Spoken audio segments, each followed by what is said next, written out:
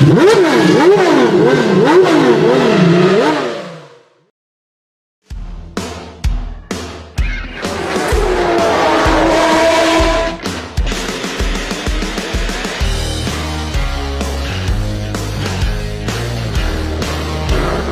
name's Rich Hayden. I own Virtual Reality Racing Club. We're here at Goodwood Festival of Speed. I'm here with Purple Sector Performance, which is a race driver training, all levels, club championship, all the way up to Le Mans level. What we do is we help them out with race simulation and driver coaching, and we do that using our SimRace Pro simulators, which you see behind me.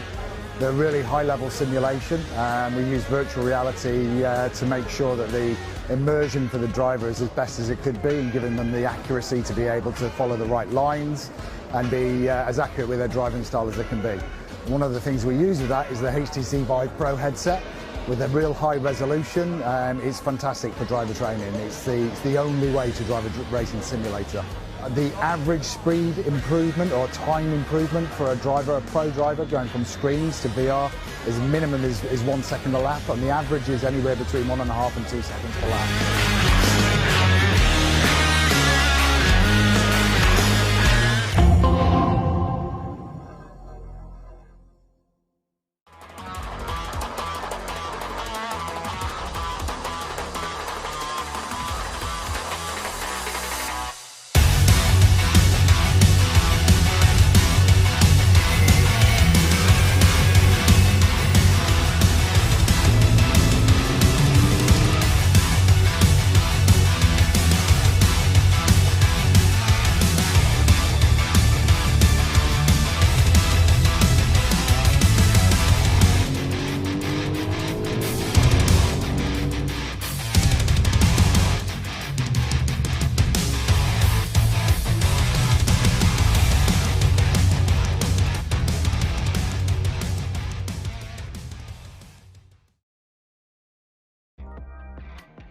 Good evening, ladies and gentlemen. From China to Australia, we are now here at the penultimate round of the 2020 Virtual Reality Racing Club Touring Car eSeries, brought to you in association with MSL Motorsport Consultancy and heatingshop.ie. Alex Goldschmidt and MSL Motorsport Consultancy's very own Martin Jones, taking you through the play-by-play action. And Martin, what a circuit. Mount Panorama, based in New South Wales, opened back in April of 1938, has hosted such great events. We're on the full circuit, 3.861 miles, 6.213 kilometres. The most prolific of that is obviously the Virgin Australia Supercars centrepiece, the Super Cheap Auto Bathurst 1000 that's held normally every October. This is going to be a true delight and a true test for every single driver with us this evening. Yeah, good day, sport. Yes, what a circuit. One of the ones I must get to, but I've watched this for years and years. Just awesome, and the drivers have been there. So Win Percy, great guy. He used to be a customer of ours at the Ferrari garage, and he just said, "You've got to go." He loved it here and was very successful, of course. David Brabham is the same. He just said, "You've just got to go and look at it. It's fantastic." Looking forward to this one. Yep, a lot of names that have won quite a lot around this circuit. The late Peter Brock, Craig Lowndes, Jamie Wincart, Mark Scaife, amongst others. Chas Mostert, who took a rookie win, I think, if memory serves me correctly, 2014, and then had a massive off going through the Dipper, which is on the far side of the circuit before everyone heads their way through Forest's Elbow, before the iconic Conrod Straight, before the chase. But it's also hosted quite a lot of events in past sort of circulation. But one of the biggest things that this circuit is going to provide, I think, Martin, is a completely different aspect of the Touring Car eSeries. You know, we go into this with 4 races remaining. We have one more round after this, so we've got not just Mount Panorama this week, but also Circuit of the Americas in Texas, where we will have our eventual winner, and the champion will receive a set of Esports pedals from OBP, a P1X chassis for second position in the championship from SimLab, a Fanatec SQ shifter for the driver in third overall at the standings, and then fourth gets a Thurstmaster T-LCM, and fifth gets a £100 Ebuyer voucher. But still, and I don't think I've ever seen a sim racing championship, be ever so close. As we have a look back quickly at the Shanghai, I mean, obviously Max Bird, Martin again, provided us with some great entertainment. You know, he was on course for a race 2 victory before an incident scuppered his chances. So he's one of 4 drivers that have won at least 2 races this season, along with Senna Proctor, Luke Whitehead, Max Bird, and also Max Coates is the only one that has won 3 races this season. And still, we go into this with the championship. I mean, for those watching at home, I mean, Jack McIntyre is 6 points ahead of Dave Marshall. So it is a VRRC Racing Team scrap. But don't count out Senna Proctor from MSL Motorsport Consultancy in the Hyundai i30. And Martin, this circuit is really going to test everybody. There's so much camber change. There's also so much, there's so many ascents and the descents going through McPhillamy, Skyline, the S's, the Dipper, and down to Forest Elbow. These drivers are going to have a real tough test here at Mount Panorama tonight. Yeah, I've prior to this, I was just watching Jenson Button go around on the Formula One McLaren, and he was just giggling all the way around, probably hanging on for dear life, going down from Skyline into Forest Elbow, because that is a massive descent, and we'll see it on the graphics here, I'm sure. The long straights very quick. The chase is frighteningly quick. So I think that they're going to be mastering that, and then Murray's corner just turns left on them. So a lot of great corners, a lot to watch, I'm sure. So out of the last 16 races, we've had 11 different winners so far, with Max Coates, who is currently now 6th in the standings. We are very shortly going to be getting underway with our penultimate qualifying session of the season. As you can see, new graphics for our live timing here at VRRC, and as you can see that there's a lot of changes. Isaac Smith looks to be leading the way on a 2-minute 14.104. Max Bird, Rob Butler returns, Luke Whitehead, Rich Hayden up into P5, just over 2 seconds off of the pace. Dave Marshall, who for the majority of the season has been looking as the driver to beat, but Jack McIntyre, who's currently 7th in free practice at the moment, is leading the standings on 499 points, just 6 ahead of Dave Marshall. Senna Proctor is a further 8 points adrift on 485. Then it's Mikko Raskinen, Alex Toth-Jones. Obviously, we know that Chris Smiley and Callum Newsham are not here this evening due to prior professional commitments. So hopefully we'll see them back for the season finale at Circuit of the Americas. Air temperature, virtually speaking, 15 degrees Celsius. Track temperature, 17 degrees Celsius. As very shortly we will be going into our final qualifying session. But myself and Martin will be back in just a moment's time before we get ready for qualifying here at Mount Panorama.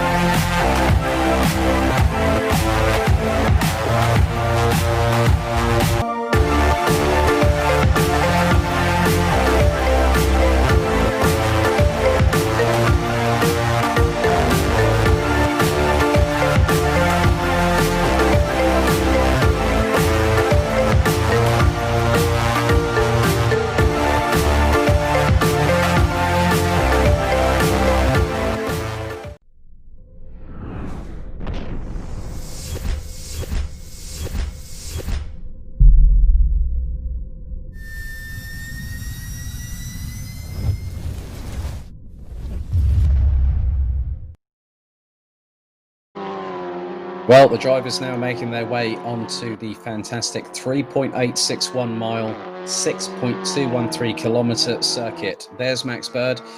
He's now heading towards the far part of the circuit. So we've gone through Griffin's Mount, the Cutting, Reed Park, Solman, and then all the way up to McPhillamy. And this is the real test of any driver when they start coming through McPhillamy Park and down through Skyline through into the Dipper. This is where car and driver have to be as one, don't they, Martin?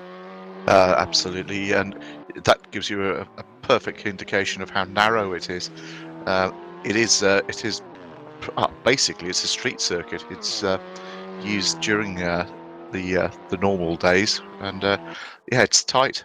And the gradient here is just unbelievable. They're falling off the cliff face. This reminds me of Laguna Seca with the corkscrew there. I've stood at the top of that and looked down and going, well, that is quite impressive going through there. Well, I mean, it looks very much like the landing ramp for a ski jump, doesn't it? if you want to put another sort of sport vernacular into that, really, but without the snow on top. That's a good graphic there of Press just going up the hill.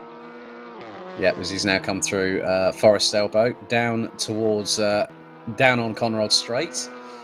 Obviously, Mount Panorama has hosted over multiple seasons the Liqua Moly Bathurst 12-hour with quite a few prestigious names from across the globe, like Mauro Engel, Shane van Gisbergen, Craig Lowndes, amongst others that have competed there.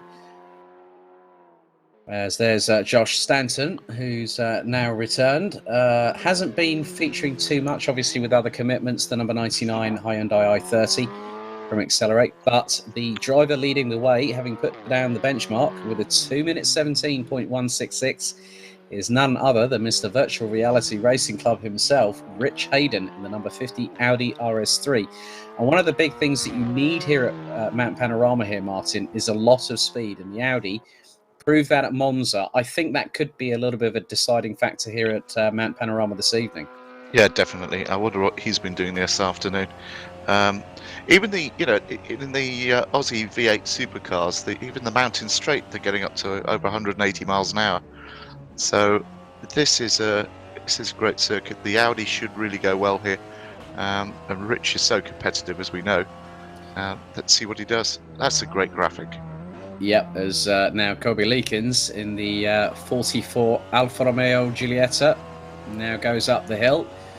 They'll be on his way up towards, he's going through Reed Park at the moment, then it's the left-hander through Silman Park, and you can just see how much commitment you need going through there, down the dip into McPhillamy, and that is absolutely planted, but he nerfs the wall a little bit with the right-hand side of the Alpha, and now this is where things get really, really touchy. So going through McPhillamy, down the hill, through into Skyline, and then down into the S's. This is just true commitment, and it's great to see this onboard shot as how smooth Leakins is trying to be, but the track is trying to unsettle people at any given moment here.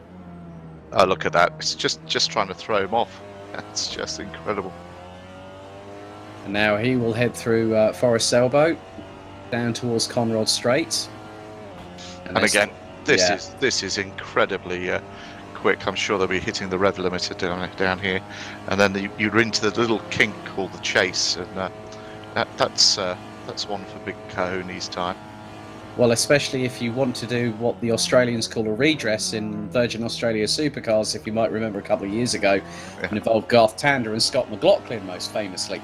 And someone was definitely not happy about that one, and I'll leave it to you out there at home to remember who that was. You might have to do a Google search because my memory's sketchy at the best of times. But looks very smooth there through Murray's Corner from Kobe Leakins.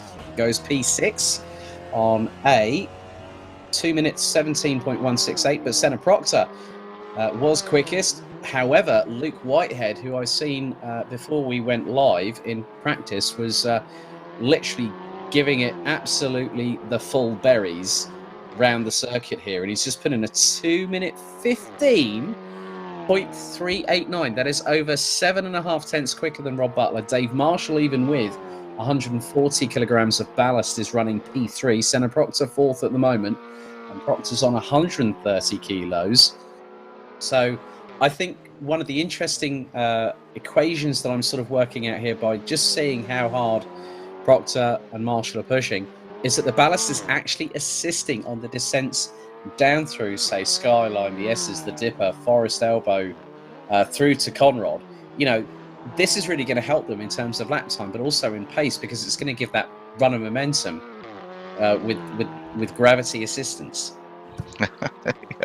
Yeah, let's see what the brakes or how the brakes hold up. There's a bit of a pattern coming here. Butler, Marshall, Proctor, not far behind Whitehead. It's interesting how this is unravelling. Very much the case. We've got just over 13 and a quarter minutes. There's Max Coates out on circuit, 2.5 seconds off the pace as he now makes his way down. I think he's now just come through the chase and he'll be heading into Murray's Corner, or alternatively the pit lane entrance. Thanks, Max. I really was wanting to say Murray's Corner there, but at least we go to Jack McIntyre, who recently celebrated a birthday. He's now just gone P4 as Rich Hayden goes P6 with around just under 13 minutes on the clock remaining. And so Jack McIntyre will have 150 kilograms of ballast all the way through the 2 races. And McIntyre is one of 7 out of the 11 drivers that have only secured a victory. But as we both very, very well know, Martin, that it's not about how many top steps you hit. It's also about how consistent throughout the season that you can be.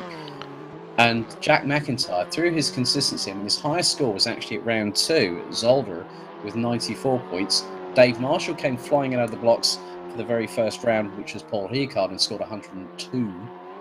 But then they've been running anywhere between, I mean, I'm just looking at Dave Marshall's scores. His lowest score so far was at Barcelona with 43 points, whereas Jack McIntyre got the advantage by 33 points that round. And then it's been quite consistently equal between the two. So it's still, I still think that we could be on for a really, really good couple of races this evening, as Mikko Raskinen goes up to 11th. Looks like Thorne in the 49 has now gone up into 8th, as Josh Stanton goes P9. Let's not forget that Stanton is actually on no ballast either, because he's at the bottom of the standings. But I think that I don't think the title is going to be decided tonight. I think the title is going to be decided at the very final round, which is what we really want, isn't it, Martin?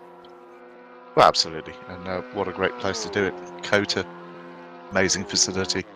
And it's the ballast is really, some of the drivers hate it. I love it. I think it's really kept the championship together and running through to the last round, which is what we all want. Excuse me. That's the problem when you're trying to keep hydrated and then all of a sudden you get a cough, you get a frog in your throat. I should have spoken a little bit longer then. Oh, don't worry. These things happen. It's part and parcel of it. Well, Jack McIntyre goes P2 there. Oh, that was a good lap. But looks like, I think Max Bird is showing up on my timing screen on a 2.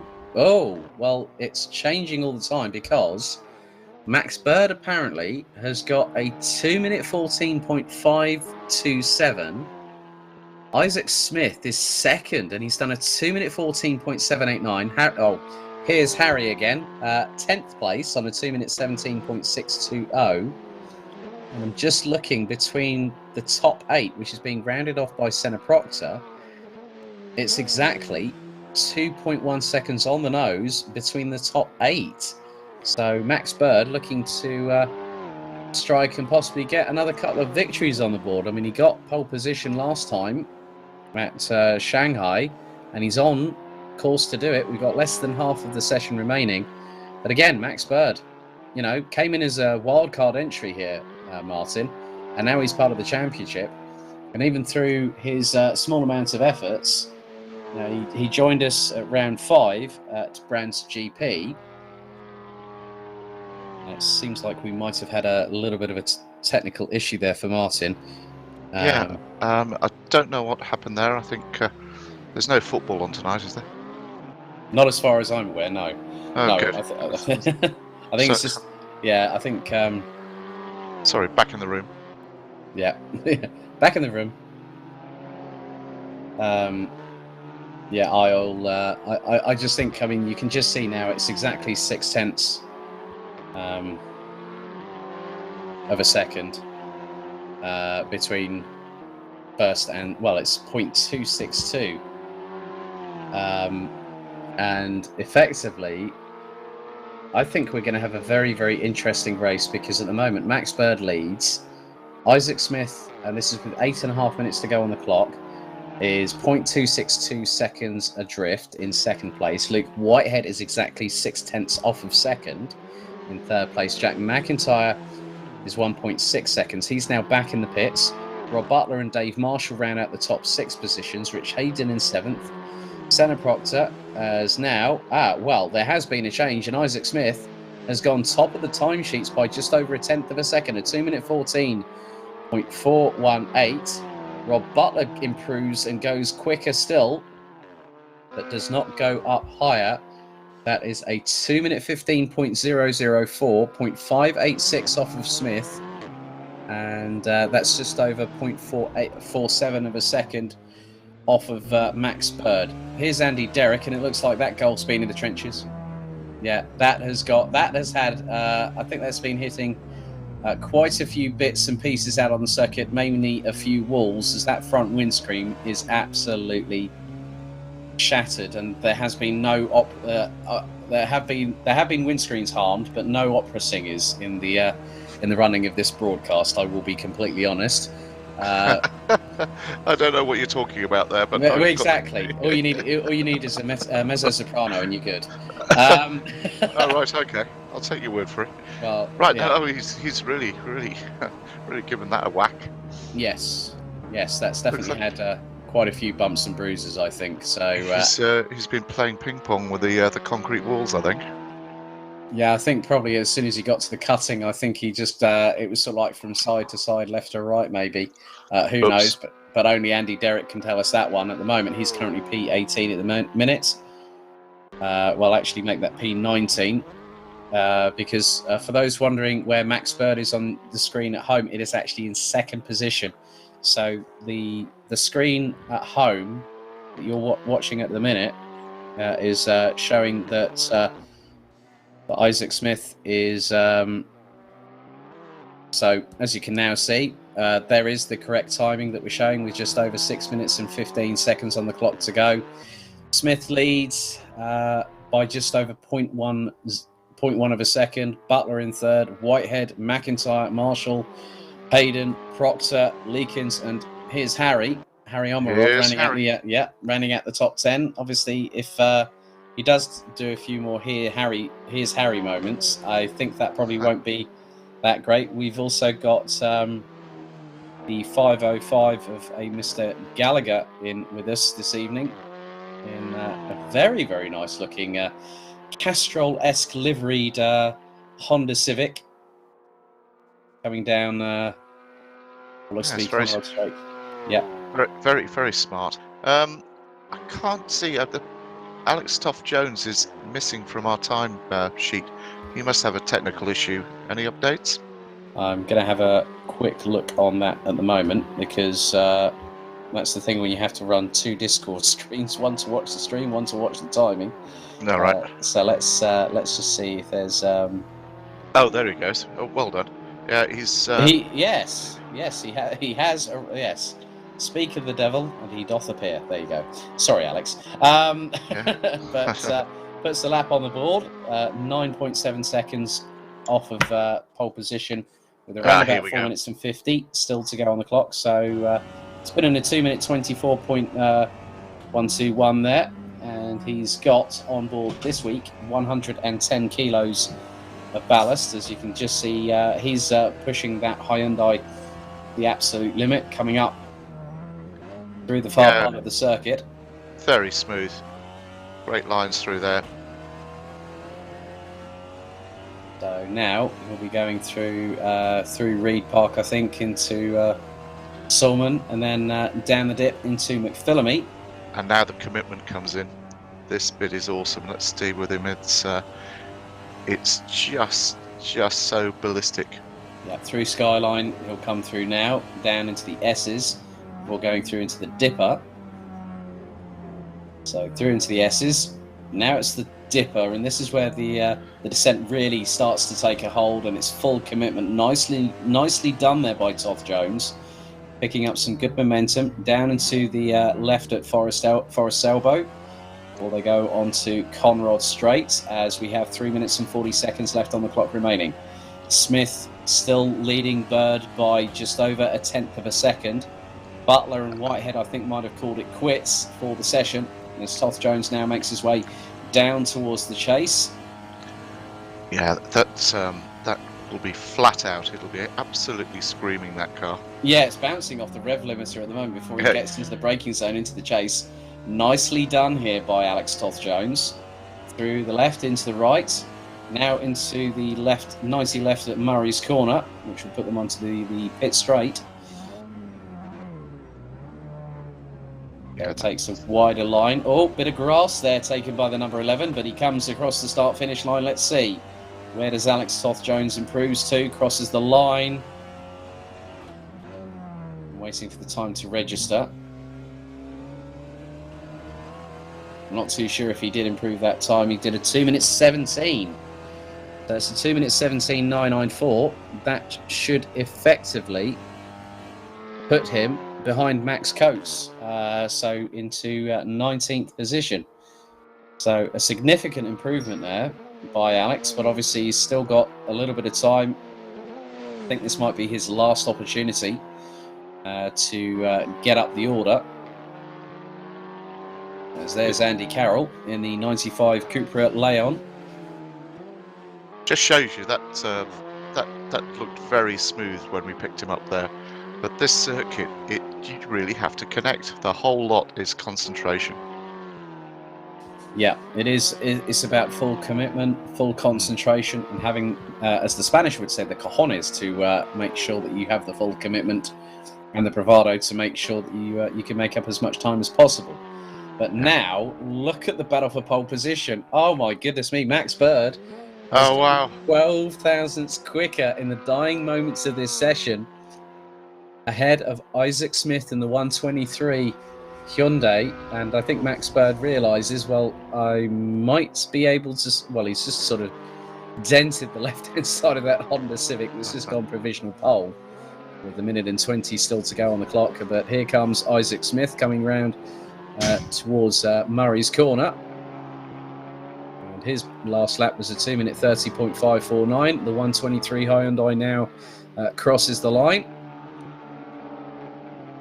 Just wondering if that has been an improvement from him. It was a 2 minute 15.027. That looks like Rob Butler has called it quits. Into the last 60 seconds of the session, Butler has pitted, Marshall has pitted, Leakins has pitted. They're currently 3rd, 5th and 10th respectively. Paul Laramie is down in, well, effectively 19th. So Alex Toth Jones' lap time. Well, Alex Toth Jones has just shown up again. Yeah, 18th position for the number 11 Hyundai from MSL Motorsport Consultancy at 2 minutes 17.784, but he is wrestling with over 100 kilos of ballast in that car. So Isaac Smith looking to try and see if he can have one final attempt coming up the hill for the final time here at Mount Panorama.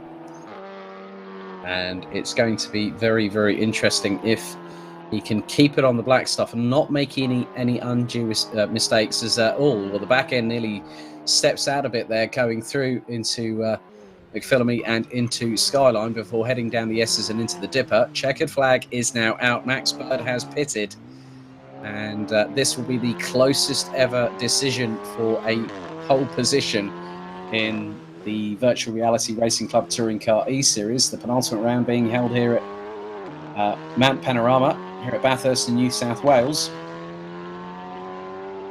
As now we go on board. Lovely angle here from our broadcasting team at Simply Race. A big thank you for Mike Yao for providing us with such stellar camera angles as we're on board on the left door briefly, as Isaac Smith makes his way down into the chase, first into the right, then into the left, braking heavily. Brake discs on that Hyundai i30 aglow, as now he will head down towards Murray's Corner for the final time and decides to bail out. So Max Bird again for the second round in succession, has taken pole position in a VRRC Touring Car eSeries qualifying session. Here's Jack McIntyre down in 6th position. Let's see if he's been able to find just under 0.3 of a second on Dave Marshall on that last lap. He's going to come across the start-finish line here at Mount Panorama, and that is a 2 minute 16.19184. So just over half a tenth off of his best lap, but not enough to catch up to Dave Marshall. So the penultimate round here at Mount Panorama sees Max Bird in the number 12 Honda Civic. Well, it says 71. There's two 71s. I see 12 on the side of it. The Honda Civic takes pole position by just 12 thousandths of a second here at Mount Panorama, ahead of Isaac Smith in the 123 Hyundai. Rob Butler rounds out the top three, nearly 0.6 of a second adrift in the number 74. Ahead of Luke Whitehead, Dave Marshall and Jack McIntyre will start on row number 3, with Marshall ahead in the 66 and McIntyre in the 37 just behind. Carroll and Proctor will end up on row number 4 ahead of Hayden and West. So that is Andy Carroll, Senna Proctor, Rich Hayden, and James West, aka Gamer Muscle, making his return to the series. Kobe Leakins will be the second quickest of the Alfa Romeos, just under half a second slower than the 07. Mikko Raskinen will round out row 6 ahead of Gallagher and Cole in the 2 Honda Civics in the 505 and the 302. They'll round out row number 7. Harry Omerod in the 77 will have Josh Stanton alongside on row 8. Then Scott Thorne and Alex Toth-Jones rounding out the top 9 rows, with Max Coates and Paul Laramie rounding out the top 20 positions here at Bathurst. But a great qualifying session there, Martin. Really close to the top. And again, we keep saying it. Well done, Max Bird. Absolutely flying, pardon the pun. Just very, very, very quick. Takes to it, and he's off. Very impressed. Thank you. Smith couldn't be closer. And Butler, he's right up there again. This is going to be a belting race. We've got championship racing, and we've got racing for the win of this event. What more can we ask for? Exactly. But also I wanted to talk again about MSL Motorsport Consultancy and VRRC's partnership, having come on board with the Mini Challenge UK eSeries, which was a fantastic success, really, really good ratings. And obviously now with the Touring Car eSeries, 10 rounds over 10 weeks. But obviously there's a lot of developments in the pipeline. There's just been a GT4 series announced. How is the relationship between MSL and VRRC at the moment with the push in not just the real life side of things, obviously with you guys working with Alex Toth-Jones in the Porsche Sprint Challenge GB, where Alex took a 7th and a 4th place finish in both races after a disaster in qualifying, but also for the sim racing aspects as well, because it's really, really good to see these other drivers getting these opportunities through these kind of championships to show that they are just as capable of those drivers that have made it through from grassroots, like say from Alex Toth-Jones, who made it from karting, from Trent Valley Kart Club, all the way to where he is now. Yeah, it's all right. No, it's a fantastic involvement. We're very proud of our association with VRRC. Rich Hayden and his vision for this is brilliant. Thanks to Mike Yao and yourself, Max Coates, for making it all happen. And if it's really successful, why not do it? Yeah, I think we're just waiting to see. Yeah, we just. I think I might just be heading down very shortly to actually speak to our pole sitter, Martin. So I will be back with you in just a moment's time. Right, I'll leave you to it. Well, Max Bird, congratulations! But the closest qualifying margin, 12 thousandths. Well done, first of all. But it was looking very touch and go between yourself and Isaac as to who was going to steal pole position this evening at Mount Panorama. Yeah, definitely. I think the race is going to be very difficult. I think Isaac's very quick. I think he made a mistake on his fastest lap. So yeah, no, happy with pole, but I think it's going to be a good race. And one of the other sort of like things that I've noticed through the qualifying sessions, obviously, you've got the drivers that have got a considerable amount of ballast, let's say. I mean, yourself, you've got no ballast, but then you've got the likes of Jack McIntyre, and Dave Marshall, Senna Proctor, who are the top 3 in the championship. They've all got quite hefty ballast, but in terms of the gravity aspect of having that ballast on board, do you think that might play into, say, coming down through McPhillamy and going through the more sort of gravity-driven sections of the circuit itself, like, say, Skyline, Dipper, Forest Elbow? I think that could make a little bit of a change to proceedings, wouldn't you admit? Yeah, I think I can agree with that, definitely. But I do think, obviously the weight affects the tyre degradation and all that sort of thing. So I think that unless they can have a good first few laps, I don't think that they're going to be coming into play in this race, to be honest. Well, Max, congratulations on securing pole position in the penultimate round of the season by the closest margin, mate. All the very best of luck here at Mount Panorama this evening for both races. Cheers, thank you very much.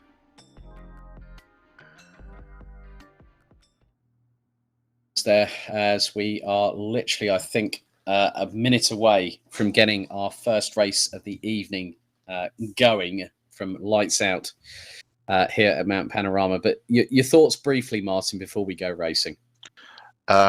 Just it's going to be so close, the front 2. I think if the 3rd place starts squabbling, I think there's a good chance that Max will disappear again. So, as you can see, it is Max Bird, and alongside him will be Isaac Smith on the front row here at Mount Panorama. We are less than 40 seconds away from getting this race going here. And the great thing is that it might be raining in a real sense here, but in the virtual world, it is sunshine from up above here in New South Wales, as we are literally, I think the anticipation is building. We've had 11 winners from 16 different races so far.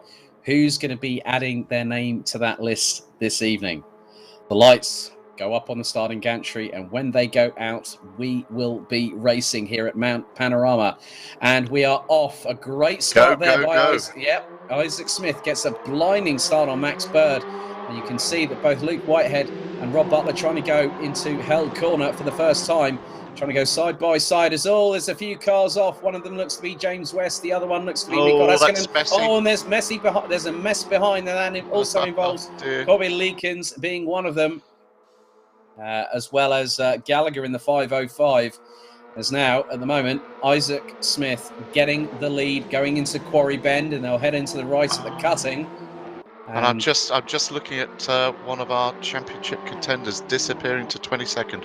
Oh, that's Jack McIntyre, the points leader, coming into this round. But look at Dave Marshall. He's way up ahead in P5 at the moment. So at the minute, it is Smith from Bird, Butler in Smith from Bird, Butler in 3rd. That rhymes. Whitehead in 4th. Marshall, Carroll, Proctor, West, Raskinen, and Rich Hayden rounding out the top 10. But look at Alex Toth-Jones. He's definitely made good his opportunity. And the number 11, funny enough, is up into 11th position on the very first lap. 18 minutes, 47 seconds, plus an additional lap still to go as they make their way down through the S's. As you can just see the front end trying to break away from Max Bird as they go through the Dipper and into the S's. Oh, this is going to be absolutely fantastic as they now make their way through the second part of the Dipper, down into the left at Forest Elbow.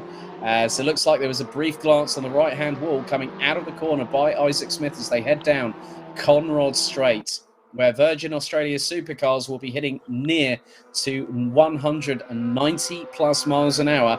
These touring cars will probably be hitting around about 150 to 155 and bouncing off the rev limiter as they head into the right-hand kink that leads into the chase.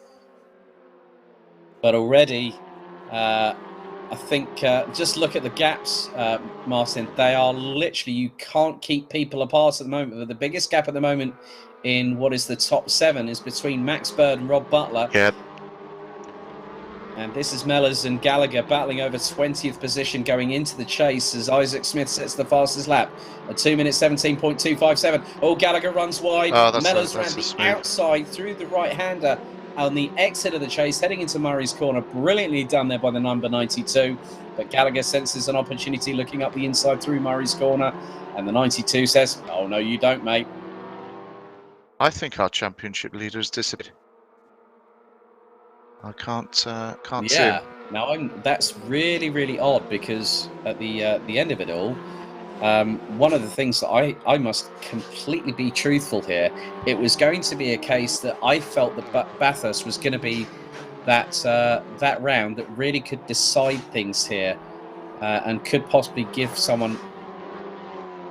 DNF for Jack McIntyre on the first lap. He's been put on his roof. I've just been told by the broadcast director. Oh, Jack McIntyre came into this with such great motivation, and now he's out of the race, and that puts him on completely the back foot. That's a DNF and no score here at race 1, and that means he's got 3 races to just keep pushing forward, hasn't he, Martin? If he wasn't focused before, he will be now.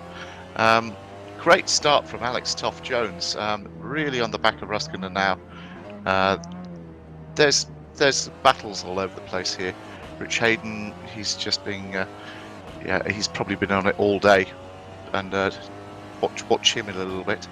I'm just looking at the gap between Smith and Bird. Yeah, it's pretty much staying the same. But in many respects here, Martin, Isaac Smith did a 2 minute 17.257, and then Max Bird was over he's 0.43 tenths of a second, 0.43 seconds adrift on that last lap, and you can see that the gap is sort of like increasing and decreasing depending on how they're really grabbing these touring cars by the scruff of their necks. As now Max Bird comes through Murray's corner, as there is James West, who's now up into 8th position in the leading Alfa Romeo Giulietta, whereas Kobe Leakins is actually down in 22nd position. And here's the move up the inside. Oh, great move by Senna Proctor up the inside of Andy Carroll through into Hell corner. That was for 6th position.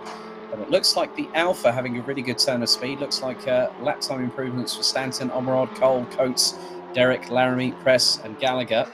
We've got Barry Wedgwood saying, come on, Max Coates. On Facebook, Moira Scott saying, missing Jordan Brennan and Callum Newton. Oh, no. Now that is up Mountain Straight. That was rude. That was not what Andy Carroll wanted at all. And that has dropped him out of the top 10. Alex Toft-Jones now takes 10th position. Well, actually, Andy Carroll now dropping out. That could be very quickly outside the top 15. That is the case. So, that could even be the top 20. I'll be surprised if he gets going after that. That was a very heavy shunt. Mm-hmm. Yes, very. Yes, that's not exactly the best sort of accident that you want, and especially when it's down Mountain Straight heading up to Quarry Bend. But James West looking to really keep Senna Proctor very, very honest. Looking at the lap times last time around, James West actually put in a 2 minute 16.942. Senna Proctor, with the amount of ballast that he's got on his Hyundai, a 2 minute 17.476 as Max Coates gets past John Cole for 14th position. Alex Toft-Jones is just under 6 tenths off of Mikko Raskinen for 9th place. But the gap now between Isaac Smith, as now we go with this is James West, as he's this is obviously a little bit further back. So there is always a slight delay, but you can just see how hard he's pushing. Looks like he's got a Fanatec F1 style steering wheel there, as you can just see how much he's wrestling with the front end of the Alfa Romeo, just literally hustling it through the corners there, Martin. Yeah, he's enjoying himself. He's got his comfy socks on, so he'll be all right. Yeah. I can't really see whether they're Adidas, Slazenger, or a marquee name in terms of socks, but at least they're doing the job for him at the moment. As now we've had another change, as Proctor now gets ahead, still ahead of James West. Mikko Raskinen now sets a personal best on that particular lap, 12 minutes and 50 plus an additional lap. But drama in the first race of the penultimate round of the season, as Alex Toft-Jones goes, sorry, Alex, I didn't realise you were going to be in World RX this weekend at Höljes in Sweden, because he just kept on bouncing over the grass trap there coming out of Hell Corner. But so did Mikko Raskinen. And, the good thing is that it's it looked like the Space Hub Championship. Yes, I was Space Hopper champ. Space Hopper, crikey! I remember those when I was a kid. My godfathers. That's but yeah, it does. At least the good thing is that things are starting to sort of get into some sort of good flow. Is Andy Derrick, who won the the reverse grid top 10 race at reverse grid race at Shanghai, actually keeping pace with Max Coates of all people. Paul Laramie trying to close up on John Cole for what is 16th position. And the front windscreen on that Audi looking very, very second-hand as well. There have been a few incidents that looks like there's a few dented pixels on the back bumper as well of the RS3 as he's trying to hustle his way past. And then looks. I don't think that Audi, apart from the roof panel, Martin, has got every other panel looks to have been dented in some way, shape, or form. I don't think they bothered fixing it from last week. Well, it wasn't him that was using it last week. It was Jordan Brennan. Well, there you go. Yeah, well, there we go. So Jordan Brennan said to said to Paul Laramie, there you go, mate. There's your car back. What have you done to this then? Well, we were racing in Shanghai. Anything goes. That really is pixelated. But now, at the moment, the gap between Isaac... Well, now, there has just been a bit of a change because all of a sudden, I've just seen that Max Bird was showing ahead of Isaac Smith, and then it changed all... Oh, that was very, very quickly changed indeed. But I think it's just probably my eyesight. I need to go to Specsavers again. But, Laramie going side by side with John Cole going through the exit of the chase, and that did not work out. Gallagher towards the outside of the Audi going through into Murray's, and we'll try and see if he can get the cut back, possibly not. But then gets into the slipstream going into Hell Corner.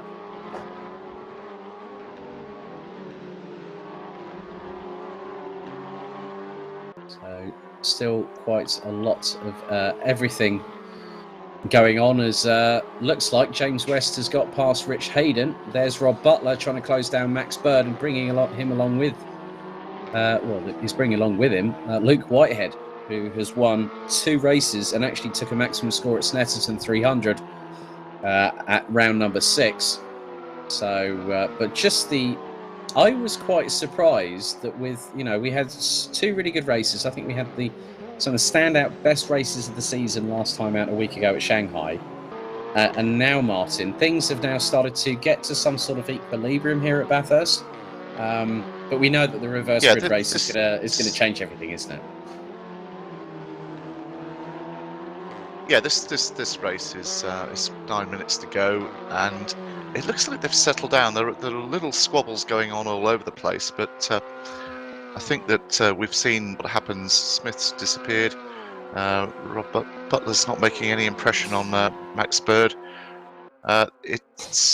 Whitehead is pretty close now to Butler. That's the one to watch, I think. Yeah, and here's Harry Omerod yet again trying to close on Scott Thorne. I was wondering where he was. Yeah, well, I mean, the thing is that he hasn't been in the top 10 for the majority of the race, so that's probably why he hasn't got much screen time. But Josh Stanton's had a really good run. He's up into 11th place ahead of these 2 body-in-white Honda body-in-white touring cars with the Honda in front of the Hyundai. So at the moment, I think it's looking really, really good for Dave Marshall at the minute because, when you consider how it's been such a disaster for Jack McIntyre this evening on the very first race, as Alex Toth-Jones sets a personal best of a 2 minute 17.780. How quickly things can change in an instant.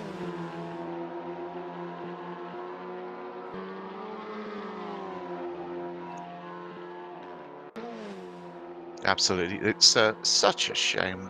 So I was looking forward to seeing how he got on, because that McIntyre he is quick, and he is racing for a championship. Here's the battle now for 9th position. Alex Toth-Jones getting really, really up close and personal on Mikko Raskinen. But look just up ahead. This is a 4-way scrap for what's going to be 7th on the road, being led by James West, Rich Hayden. Raskinen really coming under pressure from Alex Toth-Jones as they go up the hill.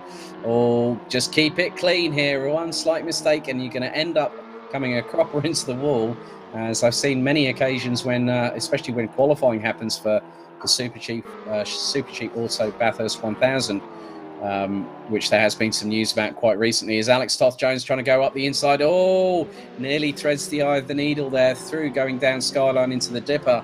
But Toth-Jones just waits for his chance. And I think one of the things that he will be able to do here, Martin, is to use the momentum going through Forest's Elbow to go down Conrod Straight and have the run on the Volkswagen. Yeah, absolutely. And if he gets, he's got to get this last bend, this kink right onto the straight. Here we go.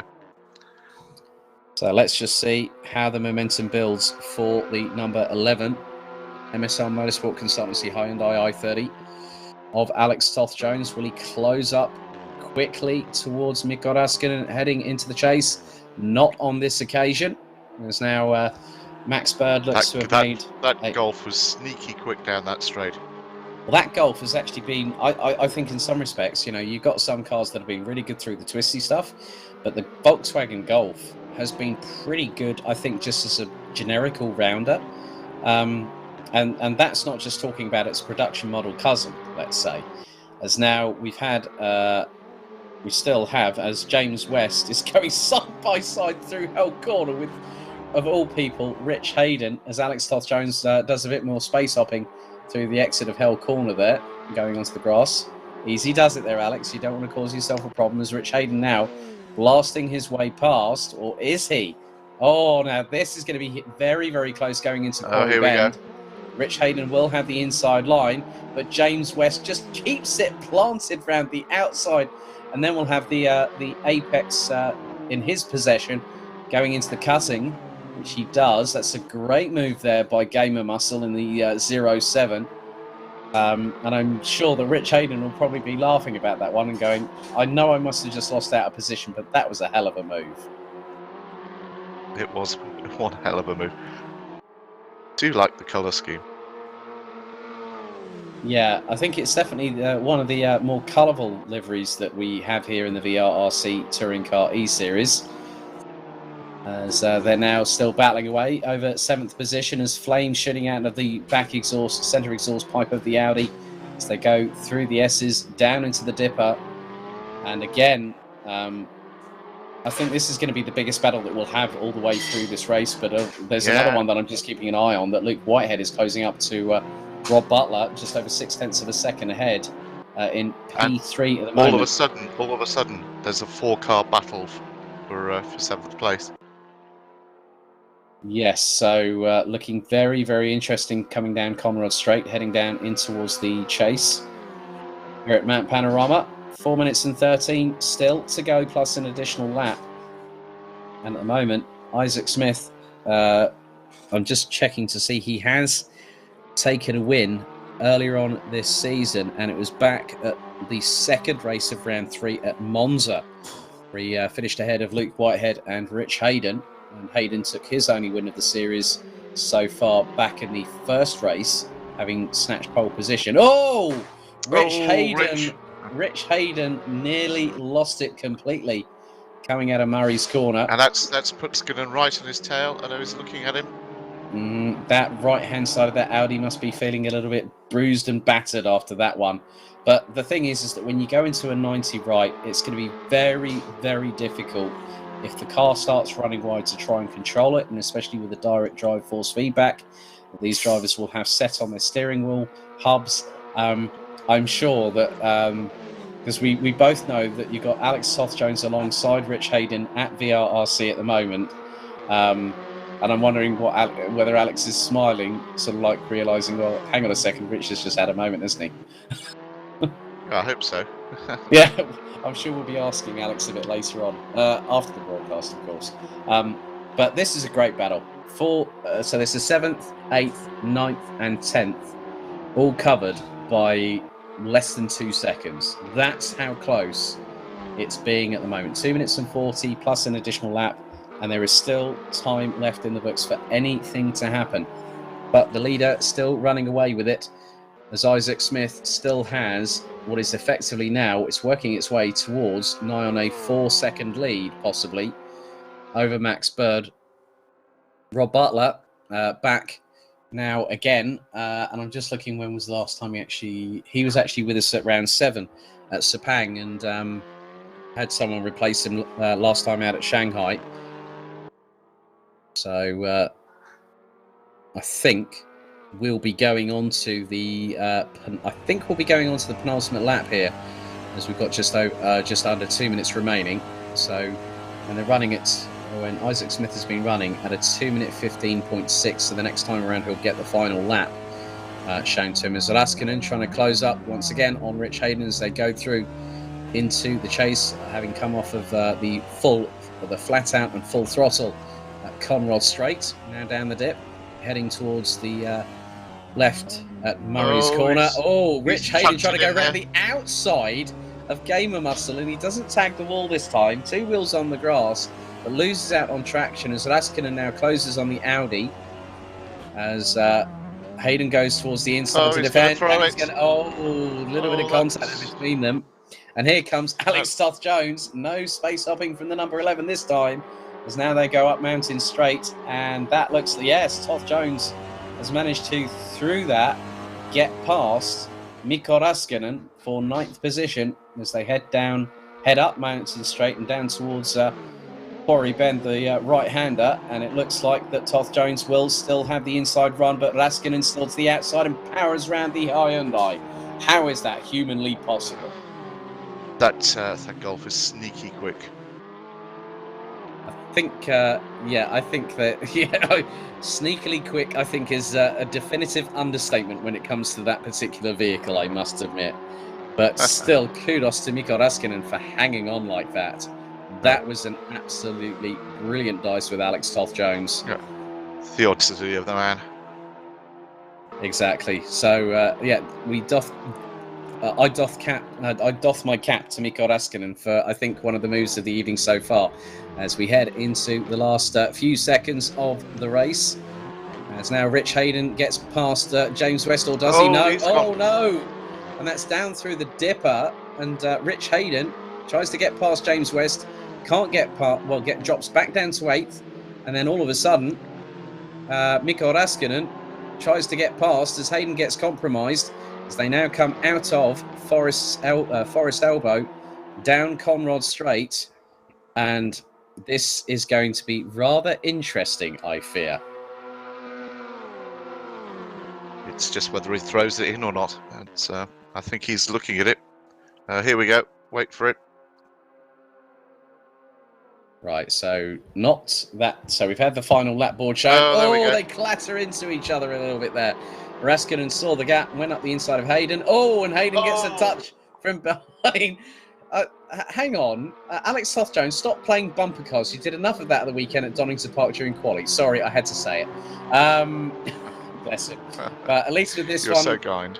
Well, I think the thing is that at the end of the day, that will be looked at by the stewards and race control, because that kind, now Rich Hayden now loses momentum, goes very, very wide out of the corner, and then Alex Toth-Jones just sweeps up the inside.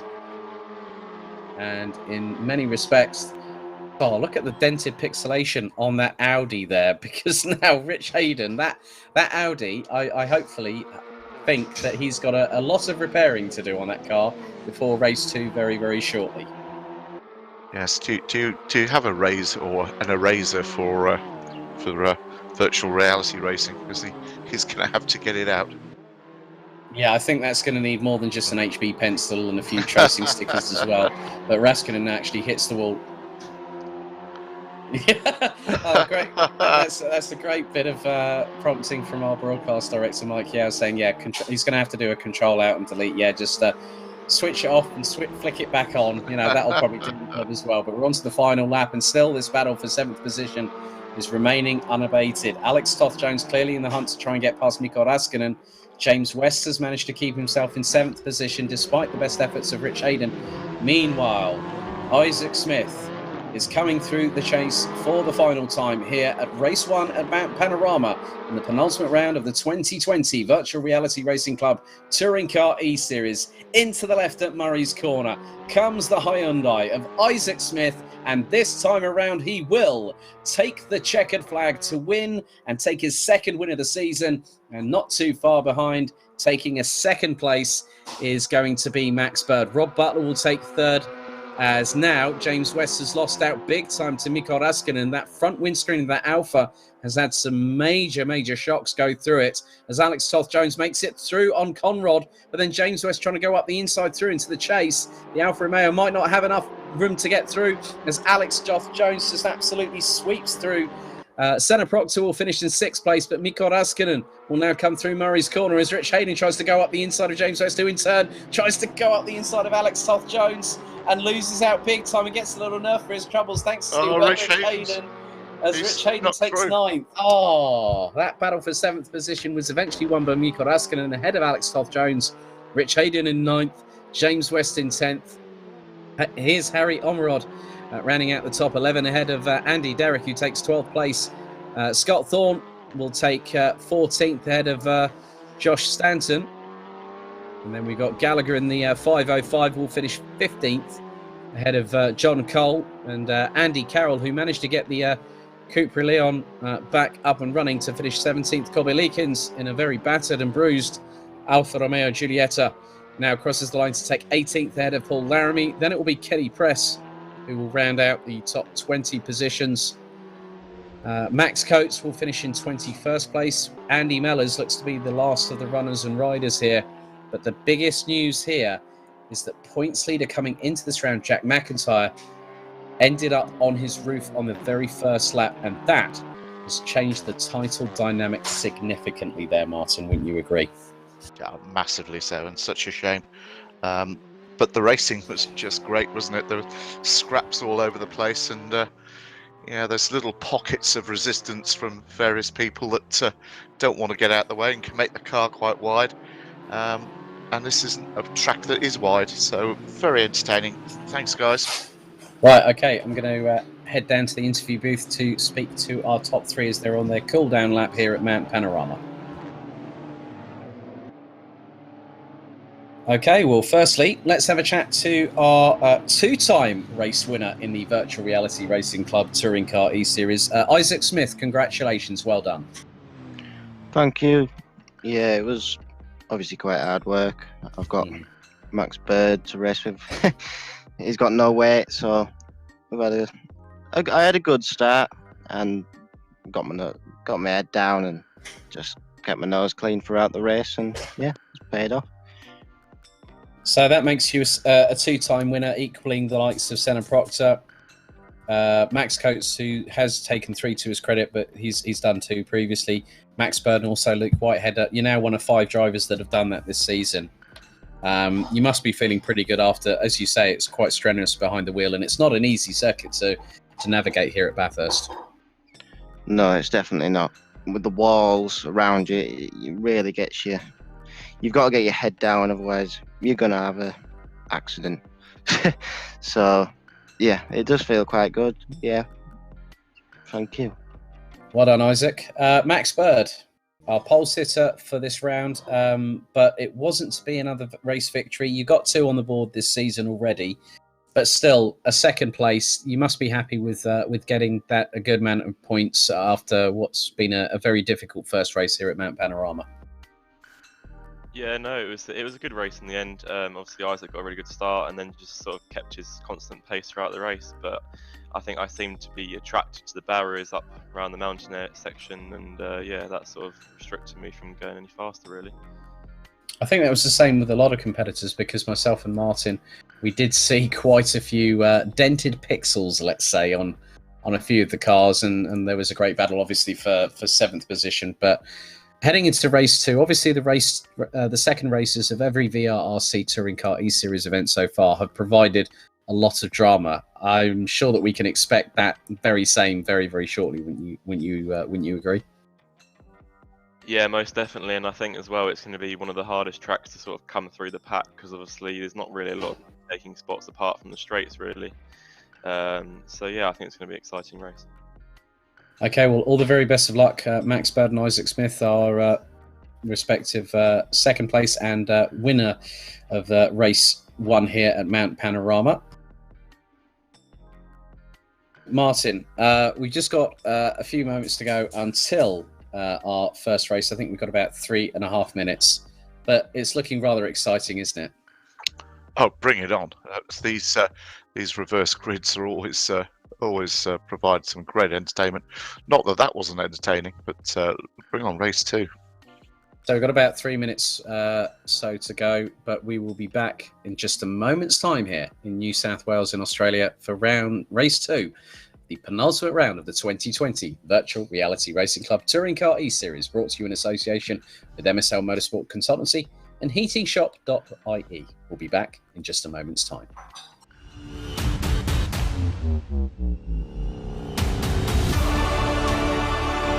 Just going to mute my mic a second ago.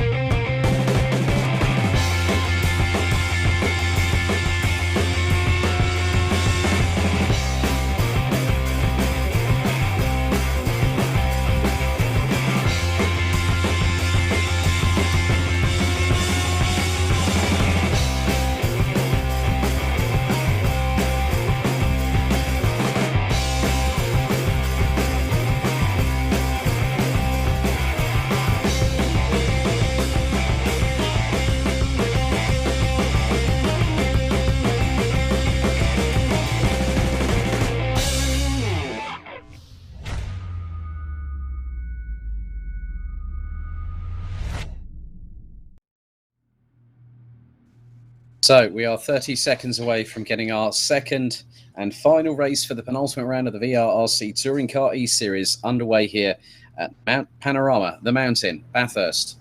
And it's definitely one that's had a lot of history over the past few decades as the lights now start to ignite on the gantry. When the 6 lights go out, we will be racing.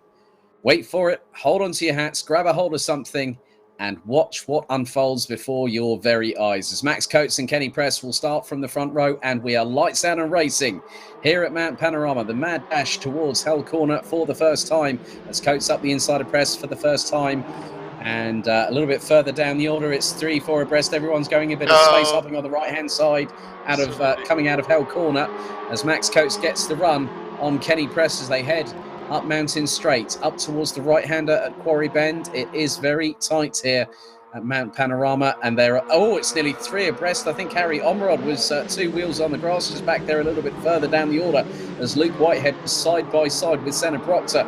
Paul Laramie now getting the legs under the Audi. Oh, somebody's gone sideways. Oh, Luke right. Whitehead's off. Oh, Not no. again. Senna Proctor and John, no, that's Tom, that's Gallagher in the 505. Some more carnage going up towards the cutting. So this means we've now got Max Coates on lap 1 trying to break away, and he's got a gap of nearly a second over Kenny Press, and we haven't even completed the first minute and a half of this It looks to be drama-filled race, as you can see that Andy Carroll closing on the back bumper. Oh, turns! Oh, that's going into Skyline. No. Oh my goodness me! And Josh Stanton can't do anything about it. Paul Laramie's now in the pits. Oh, what? Oh my days! Oh, Cobby Leakins going off, and that was going down through Skyline and into the S's. The Alfa Romeo just about got away with it. Well, unfortunately, the windscreen didn't. But how lucky was he? Massively so. There's more drama. Look, I think that's Scott Thorne. Scott Thorne's just gone down the order. So James West is up to 5th. Rob Butler up to 6th. Alex Toth-Jones, Senna Proctor. Isaac Smith, Dave Marshall and Jack McIntyre now round out the top 11 as Proctor gets past Toth-Jones for 7th place. Mamma mia. What went on there? They didn't have enough time to take on some E-number Smarties or anything like that. That was just ballistic. I think in the words of the late Winsor Davies, right, you horrible lot. Absolutely.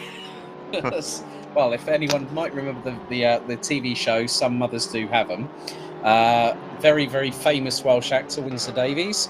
As now, it's the battle of the two title protagonists. Well, at the moment, Jack McIntyre looked to get back on the good foot. Trying to go up the inside now of Dave Marshall, who, by my assumptive estimation, is actually now back in the lead of the standings. But now that was a great move up the inside of Marshall for 10th position by McIntyre, Kimmo Raskinen. So John Cole, DNF'd. Rich Hayden in the pits. Josh Stanton in the pits. Paul Laramie, I think, is back out on the circuit. But again, the reverse grid race, again, Martin, rears its ugly head and changes the championship once again. I'm going to have to watch the highlights just to see that again, because I think that was the biggest one we've had so far, the biggest shunt, so to speak. Well, I think, yeah, we did have, well, I think that's the biggest one, I think, since Paul Ricard, when John Cole and Rich Hayden had that moment when John Cole hit the tyre stack, and then along came Rich Hayden and had nowhere to go. But this is a great little battle here. You can just see a little bit of a Scandinavian flick going through McPhillamy by Dave Marshall as they now go down into Skyline. It's the amount of control that these drivers had. Now, let's not forget that Dave Marshall actually won the Sim Racer title for the Mini Challenge UK E-Series, whereas Max Coates won the other title for the real-life drivers. So Dave Marshall, not a slouch at all. He's been very, very competitive, and always good to see when he makes sure that the VRRC gets a welcome plug ahead of each race evening.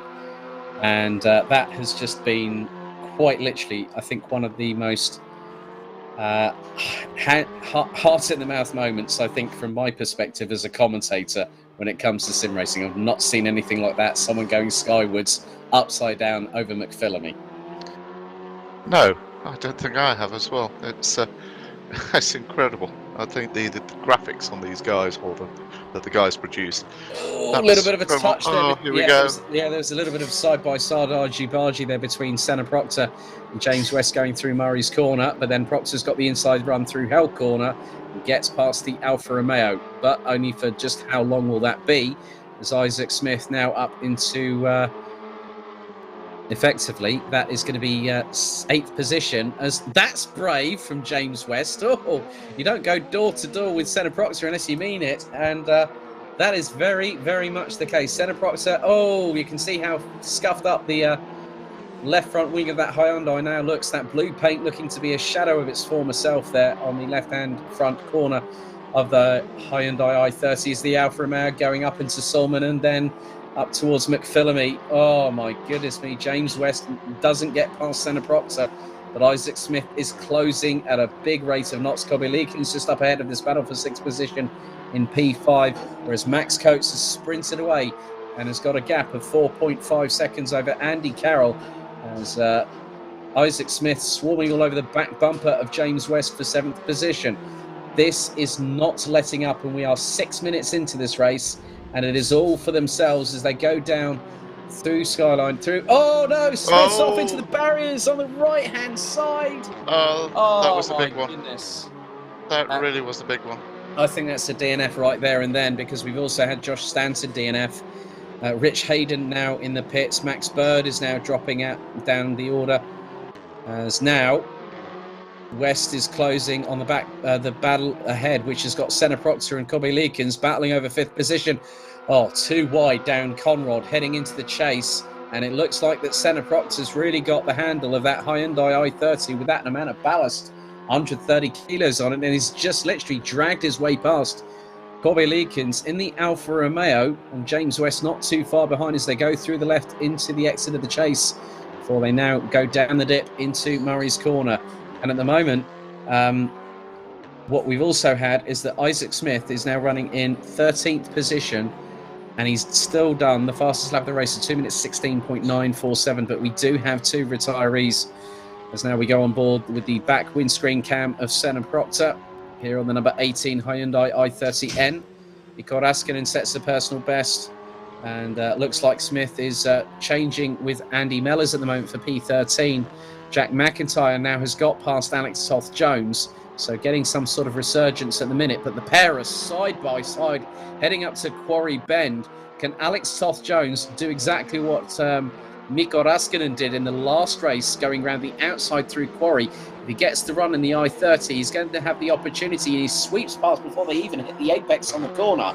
That's brilliant stuff from Alex Toth-Jones there. And here comes Dave Marshall trying to go towards the outside through into the cutting, and can't get through. They'll go into the right at Griffin's Mount, and then through into Reed Park. But wow, this is brilliant. These are experienced racers here, but I've just got a funny feeling about this gaggle. Yeah, I think at the end of the day, this is... Oh, Toth-Jones runs wide, going through. Oh, and he clatters into the right-hand side of the barriers. Alex Toth-Jones suffers a bit of a disaster there, unfortunately. And that allows Jack McIntyre and Dave Marshall to continue their battle, going through McPhillamy. Down in towards Skyline they go, and into the S's. Look at that front windscreen on Dave Marshall's car. That's even been in the trenches. But now they go through, down the descent, through the dipper, into Forest's Elbow, and now onto Conrad Straight. You're going to see just how hard these guys are pushing when they literally is halfway up the rev range, up to 6,500 RPM, when Dave Marshall shifts up another gear. Because you've got to extend that throttle as much as possible. His last lap was a 2 minute 18.292, and he was nearly as... Oh, McIntyre getting brave round the outside of Kobe Leakins for P6, and the Honda drags its way past the Alfa Romeo, just like Senna Proctor did on the last lap, as we're fast approaching the second half of this race here at Mount Panorama. And it has been absolutely astounding, as now Dave Marshall going towards the outside of Murray's Corner. Rob Butler, in the meantime, sets the fastest lap of the race at 2 minutes 16.379. Butler still in third place ahead of Senna Proctor. Then you've got West. Behind will be McIntyre. And then this good old shindig, which is Leakins, Marshall, Raskinen, and then Luke Whitehead as Alex Toth-Jones, I think as a result of that incident, might be very much a DNF, as Dave Marshall putting on the flashers at Bobby Leakins in the number 44 Alfa Romeo Giulietta to sort of like say, right, I need to get past you. He needs to fight, and he needs to keep on battling, so at least he can mitigate and exercise any damage control as we go into the second half of the race. And he's swarming all over the back of the Alfa Romeo, and Mikko Raskinen in that sneaky quick Golf is waiting in the wings with the ringside seat. Absolutely. Look at them. It looks like they've been shot with it's a bulletproof glass, the way it's shattered. It's incredible. I think it's more like someone's got the old 2.2 BB gun out again. That's what it looks like, and then it's just done the old spiderweb tactic on the front windscreens. But again, you can just see the amount of dented pixelation as we got as Whitehead looking up the inside of Raskinen, who in turn was looking up the inside of Marshall there.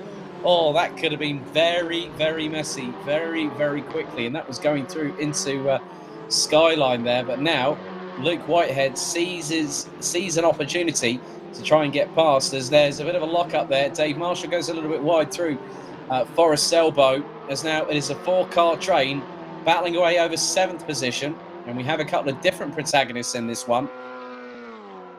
As now, we all know what happened last time with the race for 7. yes, we do indeed. As now Whitehead trying to pull alongside, as here comes McIntyre trying to go for 5th place through the chase. As he got it, the Alfa Romeo towards the inside of the corner. Oh, bumps onto the curbs, and McIntyre keeps it foot stuck in well and truly. Foot planted to the floor as Whitehead and Raskinen trying to go down towards Murray's corner side by side.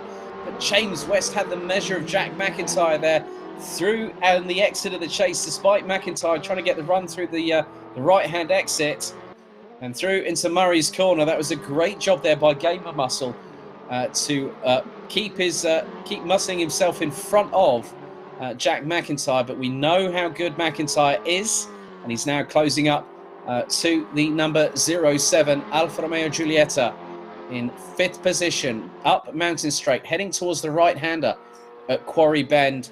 And if I'm completely honest here, Martin, I think it's not going to be... Oh, my goodness me!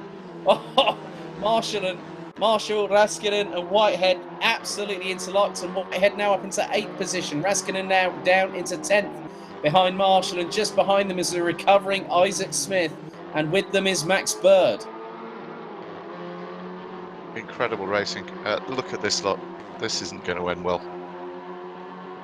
I think in the words of the famous song, there may be trouble ahead. Oh, well, there nearly was trouble there for Gobby Leakins as he just glanced the wall. Oh, up the inside comes Luke Whitehead, sweeps up the inside through.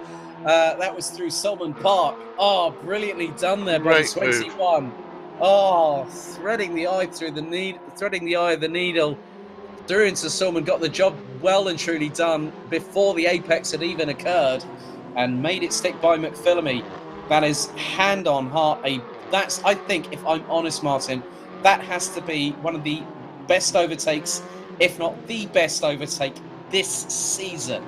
Oh my goodness me, that was brilliant. It was a stonking move, absolutely brilliant. And now we go back to West and McIntyre. We're now on with James West, who's got plenty of viewers watching his stream at the moment. Currently in P5, but McIntyre looks to have gotten ahead, and he has at the moment. Because last time, West did a 2-minute 19.694. McIntyre did a 2:18.9. As now, Marshall and Leakins battling away over 7th position. And Dave Marshall, I think in many respects, has an opportunity. But look at the gap between 1st and 2nd. I think that Max Coates is struggling. Max Coates is really struggling. The pace that he's having in comparison with Andy Carroll, who's absolutely flying in the Cupra Leon. The last lap was a 2-minute 16.851 for Carroll in the 95 Cupra. As up the inside of Gobby Leakins goes Isaac Smith for 9th position. Oh, as Leakins runs wide, as does Raskinen, and that allows Max Bird to get past the pair of them up into P10. Great stuff. I think Max Coates must have had a moment there, because he's just pulling away. So something's happened off camera, but I think we'll pick it up. This is great racing. This is going to be carnage. 5 minutes to go. Yep, just over 5 minutes remaining. Max Bird has now set the fastest lap of the race, a 2-minute 15.446. He's battling away with race 1 victor Isaac Smith for what is 9th position on the road. Dave Marshall is just up ahead. Senna Proctor, I think, has got a very good chance of being at the lead once the standings have been confirmed and officially ratified later on this week. He's currently P4 at the moment, 7.2 seconds behind Rob Butler, who's 3 seconds off of Andy Carroll. But this battle is still not abating by any stretch of the imagination.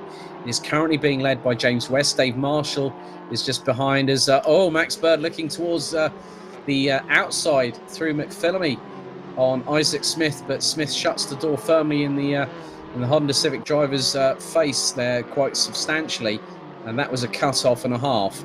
Then you've got Mikko Raskinen in this as well, as there is Andy Carroll. He is closing on the back bumper as he's literally bouncing off the rev limiter in 6th gear, heading through the exit of Conrod into the chase.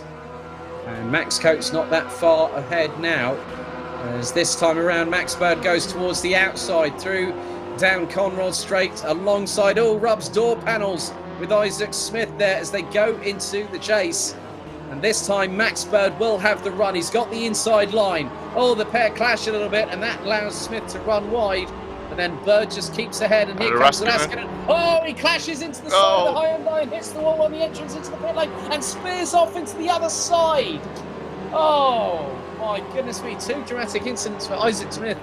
He was on the receiving end, and Mikko Raskinen, unfortunately now, that is a substantial amount of damage on that Volkswagen Golf, and he will bring the 26 into the pit lane with 3 minutes and 20 still to go, plus an additional lap. Meanwhile, Luke Whitehead is trying to battle his way back forward. He's done a great run so far, and he's just behind Jack McIntyre in the 37. He pulls out to the right-hand side of Mountain Straight as Max Bird now gets past Dave Marshall for 7th position on the very same stretch of tarmac. Great move there by both Whitehead on McIntyre and Bird on Marshall to take 5th and 7th respectively.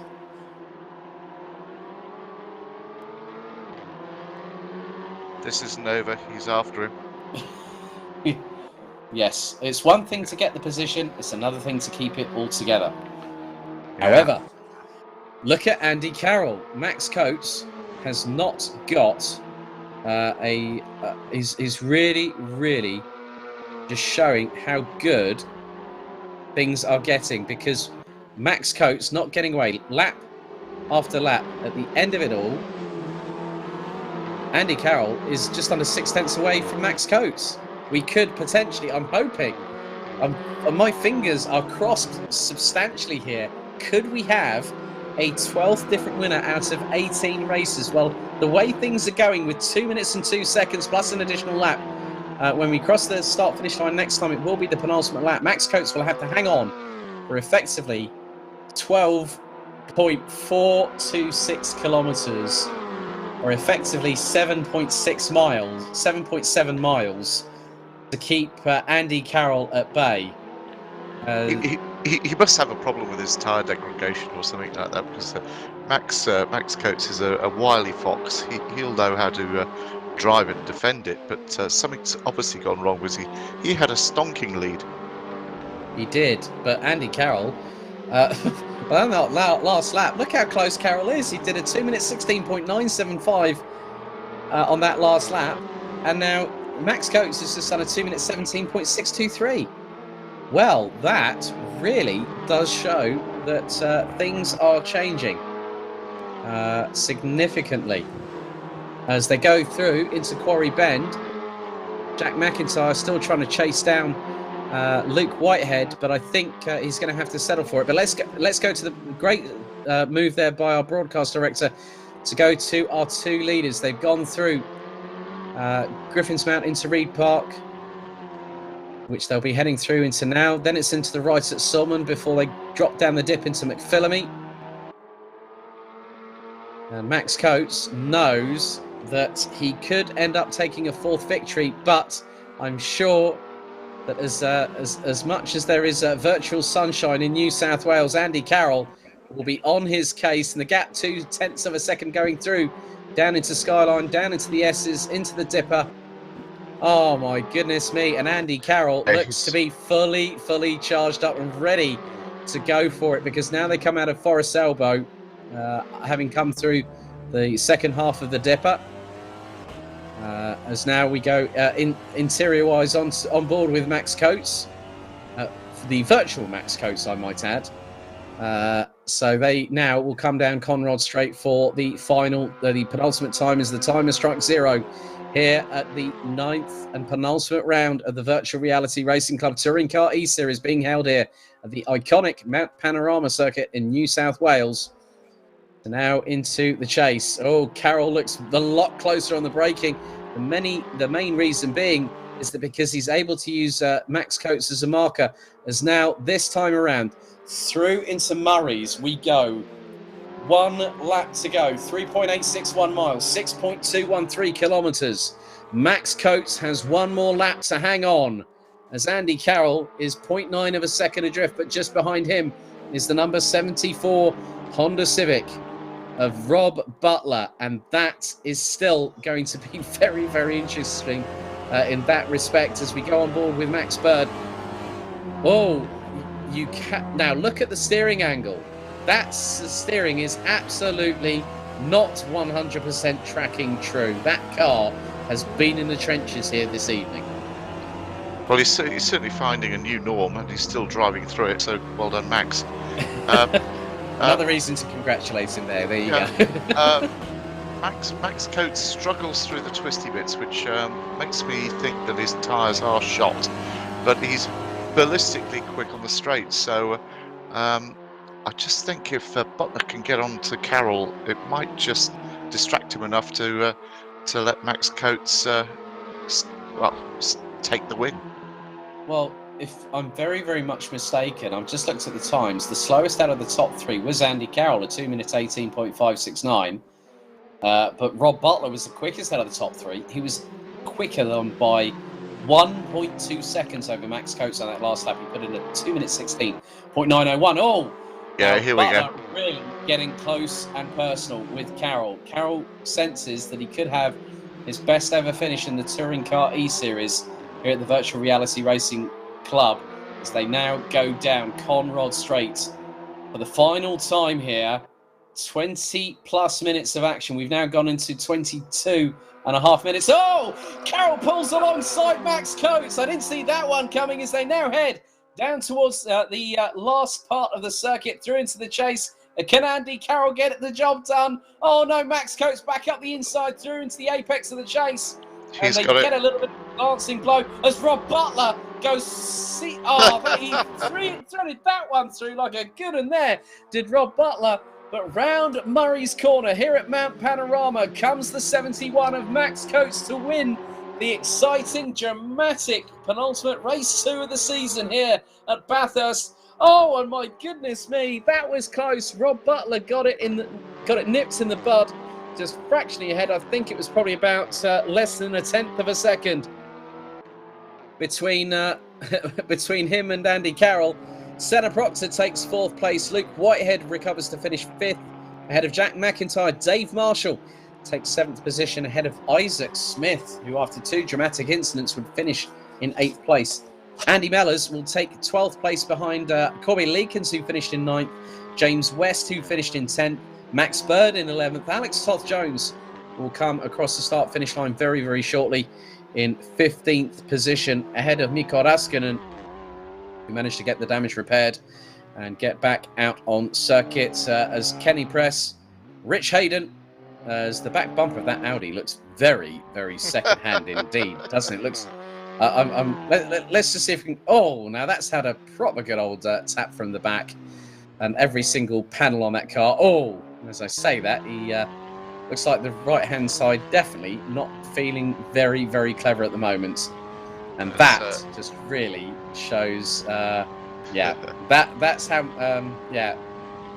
I think I can see dents on the front of it, dents on the back of it. I think every single panel, the windscreen's knackered. I think the roof is the only thing on that number 50 Audi RS3 that has not had a ding on it. I think as Michael Yo, our producer, said, Control, Alt, Delete, Reset. Well, he's got a week to do that, ready for the season finale at COTA in just a week's time, and in many respects. Here we are. Rich Hayden will cross the line in 18th position. Andy Derrick has pitted. We had 2 DNFs in the form of Josh Stanton and John Cole. Paul Laramie will be the last of the drivers coming across the line, but Max Coates becomes a 4-time winner. I didn't expect myself saying that this evening. That is 11 race winners from 18 different races. Max Coates provisionally. Now, all these, I'm sure that there will be some investigations post race. But, well, what a...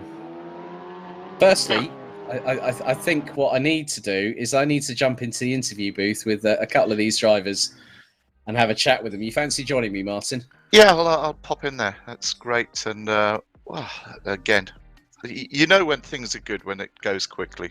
I used to say that to my ex. Yes, but, time flies when you're having fun. Absolutely. That was brilliant. Absolutely brilliant. Thank you. Right, so first things first. I can't believe I'm saying this, Max Coates. You are a 4-time VRRC Touring Car eSeries race winner this season. Well done, buddy. What to do with some weights, all right, isn't it? So, Yeah, I know. I mean, you had what? 80 kilos, 80 or 90 kilos coming into this. Still Quite a kept lot. Andy Yeah. Carroll at bay. But one of the biggest things that I wanted to ask you was it a bit of did you have a moment, sir? Because you were leading by Which a one? clear Yorkshire mile, and Yeah. I saw the gap go from like 5 seconds to like 0.8, and I was like, what's happened here? Just explain in your own words, my good man, what I exactly think- happened. Is it called the chase, the little right-hand kink, as you come down the back straight? It is. Think I just forgot to brake really for the next corner. So you effectively well did across it. the grass. So you effectively did an Alex Wurz then. Yeah, You ran out of talent. I'm not sure whether that's where I actually lost the time though. It might have been somewhere else. So, yeah, I had a few moments. I had one brush against the wall, but my game plan was try and get a good start, get everybody battling behind, and then try and check out in the first 2 or 3 laps. And I think I had built up a pretty decent lead, and that's really what stood me to the end, to be honest. Well, you did your Sebastian Vettel-esque Red Bull style getaway, and yeah, a couple of laps you were off and away ahead of everybody else. But Max, that was a really good performance. I mean, but then obviously we have to look at Andy and Rob who were battling behind you. You know, Andy was on your case for the last few laps and wasn't going to let you get away with that one easily, was he? No, he had a look round. I knew which side I wanted him to be on, so I had to sort of try and make it go as late as possible. And I knew he would have the pace on me back down towards the final run. So yeah, I just tried to make sure my exit was as good as possible, and it was enough for him to only draw alongside. And I had to do a bit of outbraking into the final 2 corners. But yeah, it was settled by them.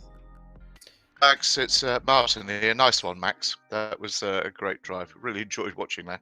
Cheers. It was zagging on at the end, but yeah, it was all right. Good on you. Cheers. Right. Well done, Max. We'll see you at the season finale next week in 7 days' time at Circuit of the Americas, and hopefully you get a few laps in and enjoy that one as well, buddy. Well done this evening, and all the very best. Cheers. Right, first time I get to speak to this guy, I think. Andy Carroll. We'll go to you first of all, because I have spoken to Rob a couple of times before. But Andy, nigh on a victory in the VRRC Touring Car eSeries. You kept Max honest all the way through the race, and you pulled out nigh on a blinder through the chase on the last lap. But it was just like, then Rob just came and stole your thunder, didn't he? But you had a great race, didn't you? That was a good race, and yeah, obviously Max got away a little bit at the beginning and had to try and chase him down a bit. And then yeah, on that last lap, I just tried to get as good an exit out of the that corner as I could, and down the straight. Sort of he, as he said, he knew which side he wanted me, so he pushed me onto the outside of the next corner, and couldn't quite outbrake him in there, and then Rob sort of nipped in and took second, but no, I think that was good racing right at the end there, and thoroughly enjoyed chasing Max. Brilliant stuff. Well done, Andy. And let's see if the Cupra's got the speed at COTA next week in just 7 days' time. But great job this evening, mate, and well done. Cheers. Thanks. Last but by no means least, Rob Butler. Good to have you back on the podium. It's been a while since I last spoke to you, I think, if memory serves me correctly. Back at Zolder, I believe, if memory serves me correctly, my friend. If Rob can hear me. Rob, are you there?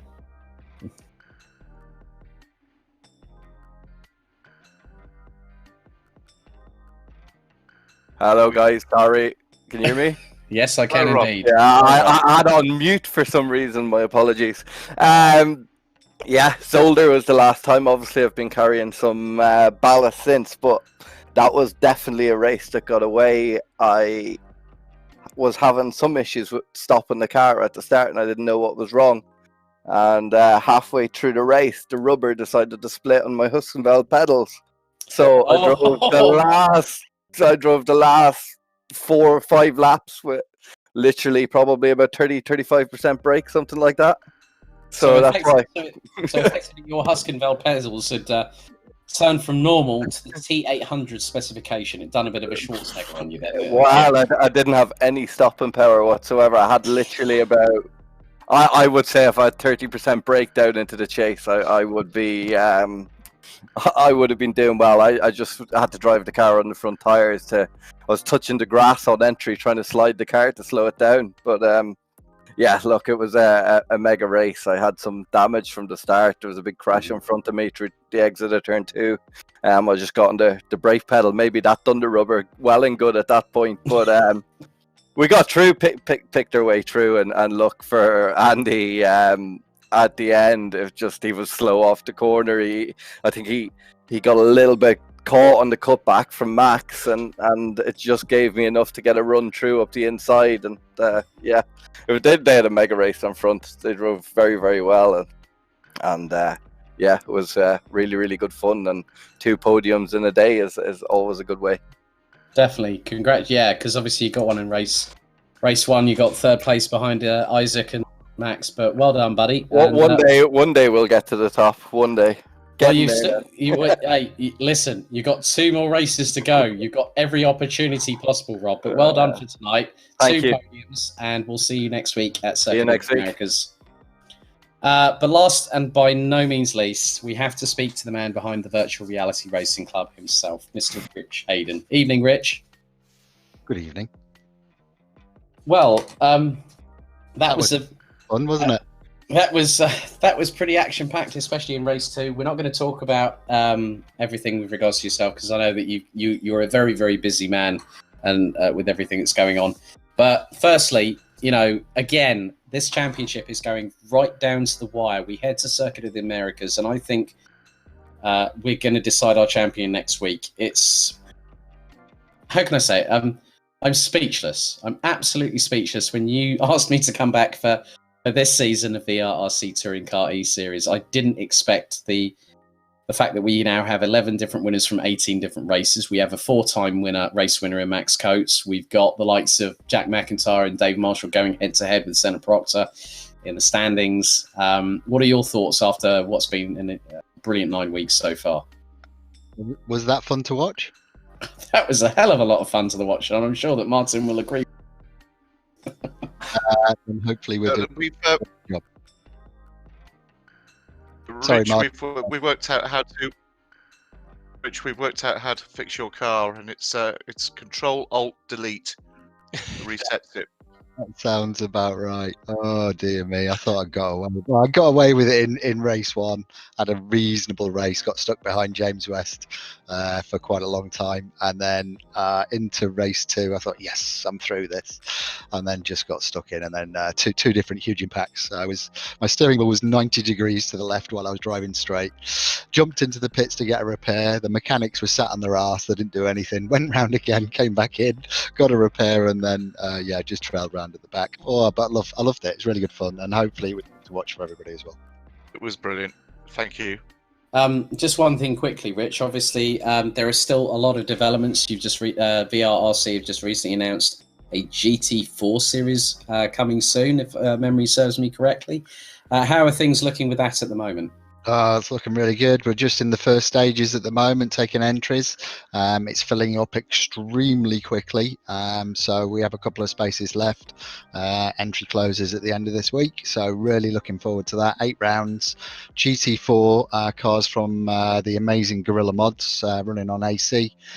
Some really good circuits to come. I'll keep that stum for the minute, but I can't wait to get that running.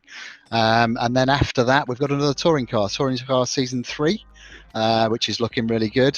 We've already got a number of British Touring Car drivers signed up for that, so really looking forward for that as well. And then going into the winter, we'll have Season 2 of the Mini Challenge JCW, which we ran during lockdown, which was massively successful, and hopefully will be even better this time. And then we're also running a Formula winter season as well. And there is another secret project in the background that myself and Mr. Max Coates are working on at the moment as well. Something big coming, hopefully, for the winter. Bigger than what we've already said. Well, all I can say, in the words of Monty Python, it's nudge, nudge, wink, wink, say no more. Absolutely. Yeah, but no, really exciting times. So if you want to find out anything more about Virtual Reality Racing Club, head to the website URL that's on the top of your screens at home. Rich, Kota, thoughts ahead of that track next week? Because that looks to be a belter, mate. What a way to finish the season in style. Season 2 of Touring Car eSeries here on VRRC. So I think I've said this every round. I need to do some practice. Hopefully I'll be able to fit it in. Kota genuinely is another one of the circuits that I picked, which I knew would be an amazing track to drive, but I need to get up to speed on that. I did a load of practice at Bathurst and had really good times on there, but Bathurst is just evil if you get it crossed up and somebody crashes in front of you. So I was watching you, Rich. Oh really? Yeah, you were in there early. Yeah, exactly. Love it. Yeah, so, Love your commitment. Thanks, mate. No worries. Well, cheers, Rich. Thank you very much, and we'll see you next week at the season finale at Kota. Thank you, Alex. Thank you, Martin, and thank you always to Mike in the background running the stream from Simply Race. Done a great job. Thanks, mate. No worries. Thanks a lot, Rich. Yeah, see you in the green room. Yeah, cheers. Good night. So, Martin, we go into the season finale in just 1 week's time. We head to Austin, Texas, Circuit of the Americas. 11 different winners from 18 different races. We have had an absolute ball so far. I cannot wait for what happens next. I'm really looking forward to next Tuesday and the Circuit of Americas. It's a great circuit, and let's see where the championship standings are going into that. The permutations are going to be. I have to get the abacus out. Well, I think I'll leave that to the professionals, but obviously we will. They will be posted via the relevant social media channels through MSL Motorsport Consultancy, through Virtual Reality Racing Club. So, on behalf of Martin Jones, I'm Alex Goldschmidt. Thank you very much for tuning in.